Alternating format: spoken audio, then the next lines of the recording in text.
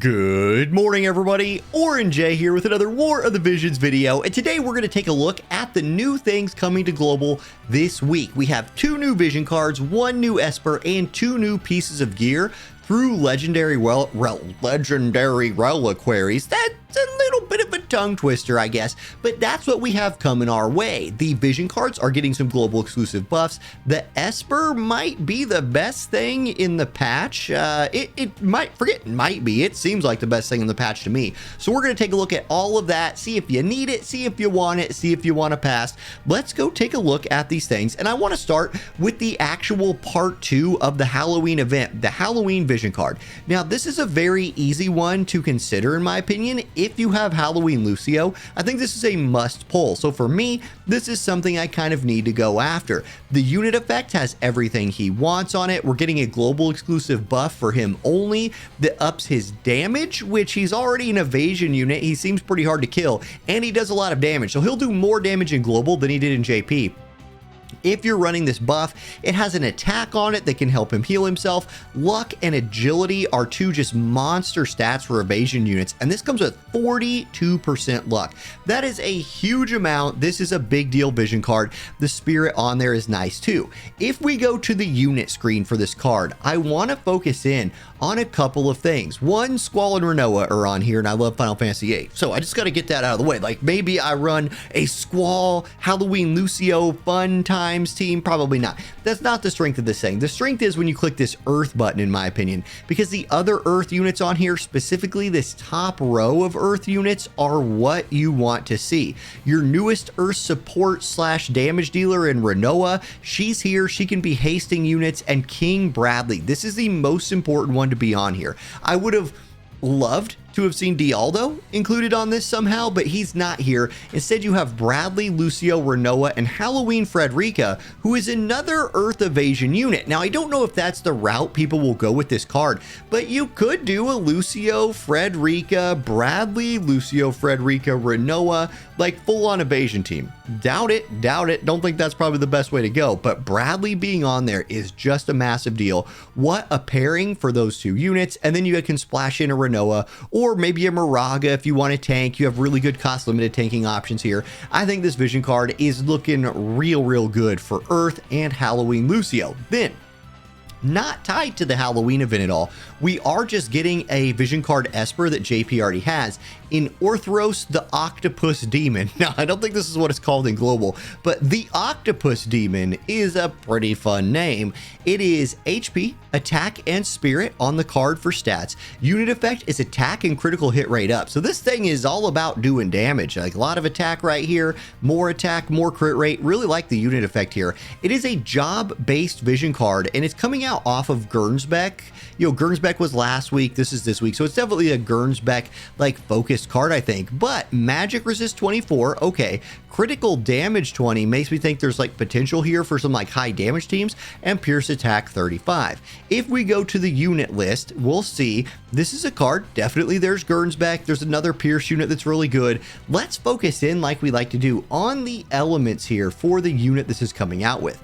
Gernsback, a water unit, and this card hits a nice chunk of water. You see Miranda, who is often like, look, I'm not gonna lie, guys, Miranda is one of those units that even if I feel comfortable, like with my lightning team fighting a water team, Miranda can completely change that fight with like status effects like sleep and confuse. She has massive range, so her being on here for water is really good. So if you're trying to run a job-based vision card water team, I like Gernsback with like swimsuit, Glassy, Ferris. I mean, this is 2 big hitters for water. Amnilus is a great water mage. Regular Glassy's okay, and then your cost limited option here for water in Ramada, not the best.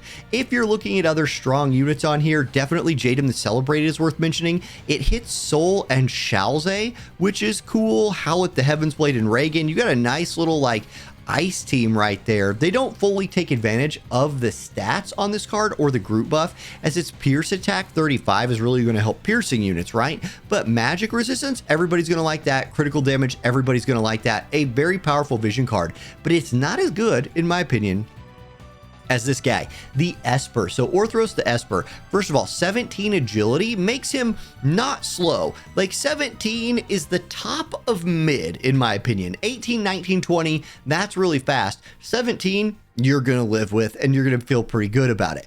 It's more attack than it is magic, 103 to 87, but it's not super skewed in one direction. A nice amount of HP on there. It's a 40 coster. The cast skill has a defense and spirit debuff on it, so if you ever need a chance to like work that in, it hits in this like triangle shape right there. So that's that page, but let's look at this skill tree. Now, I've highlighted the parts on here that I really like. This left side is single target resist into attack up. My light just turned itself off. I don't know why the light turned itself off, but the light turned itself off. Anyway, you have single target resist into attack up. I think this is very generically super strong. Then up here you have accuracy into crit damage. Okay, again, very generically good. There's magic resist on here if you want to build into that. You have critical evade, and the critical evade ends in defense penetration 20. This thing is just so dang generically good. Like, watch this. When I say generically good, a lot of times people don't know what I'm talking about. So let me specify. You don't have to be a water unit. You don't have to be fighting a certain other element to take full advantage of this esper. As long as you are an attack scaling unit, you could take full advantage. You go left side, single target resist into attack up. You go over here, critical evasion into defense pen 20. Oh my goodness. Then you come up here, whoops, clicked the wrong one.